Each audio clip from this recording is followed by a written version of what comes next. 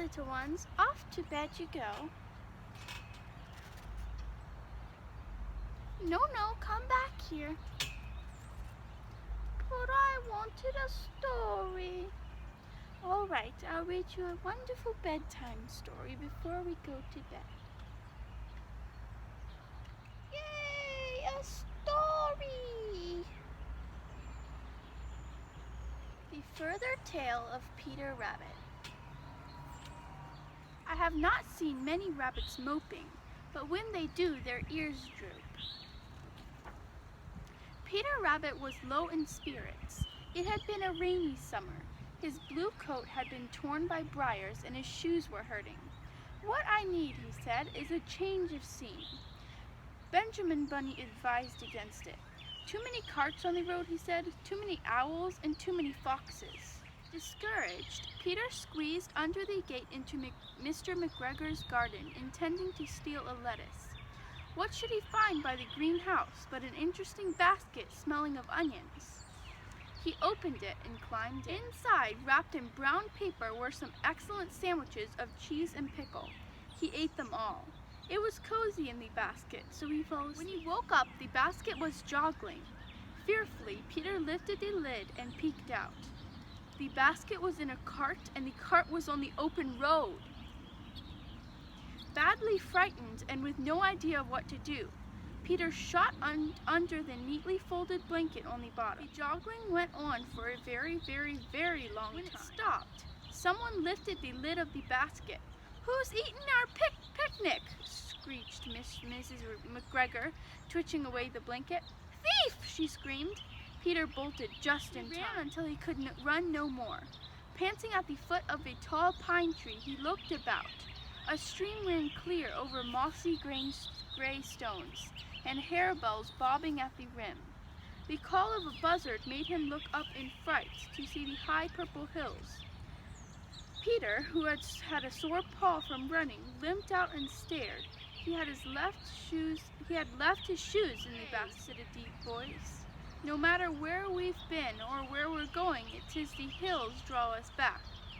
Peter turned to see a huge black rabbit in a kilt and dagger thrust into the top of his laced up. "You'll be Peter Rabbit," said the giant. Peter nodded. "Finlay McBurney at your service. News of your disappearance came up with the nail coach. Your mother's fit to be tied. Follow me." Peter followed. He thought it better not to mention the sandwich basket. The Scottish burrow was hung with bunches of bog cotton. The peat on the fire smelt sharp. Mrs. McBurney, her ears tied in a neat knot, met Peter with a bowl of steaming porridge. He was put to bed with much kindness on a sack filled with sheep's wool and heather.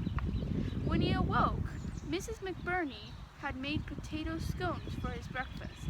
"Hurry now, dearie," she says. "Today's the big day. Finlay's defending his title." "Oh, good," said Peter, not wishing to appear ignorant, even though he had no idea what defending his title meant.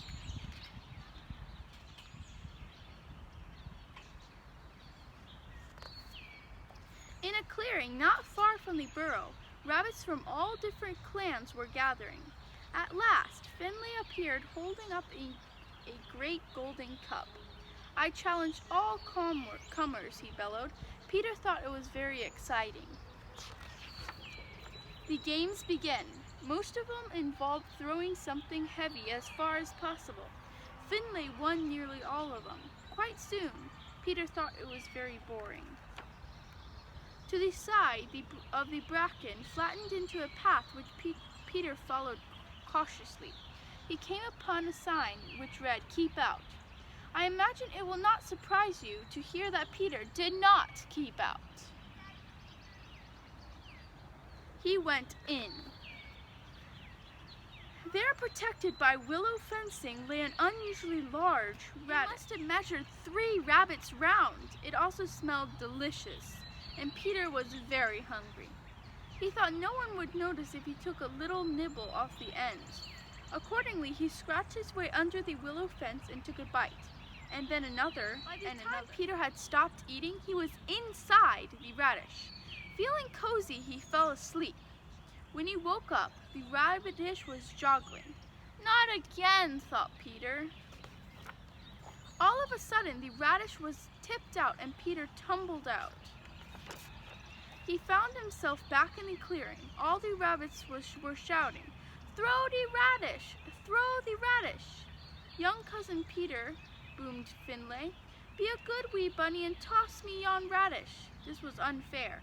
Finlay knew the radish was far too heavy for a little rabbit to throw by himself, but he did not know most of the radish was inside Peter. Peter picked up this radish by the top knot. Everyone laughed at him. Peter rolled the radish around his head and let go. It flew clean over Finlay and landed with a thud on the other side of the clearing. Everyone stopped laughing. Then in a tam o'shanter yelled, "Peter wins the cup!" Peter was raised aloft a dozen of rough paws and bounced about until he felt sick.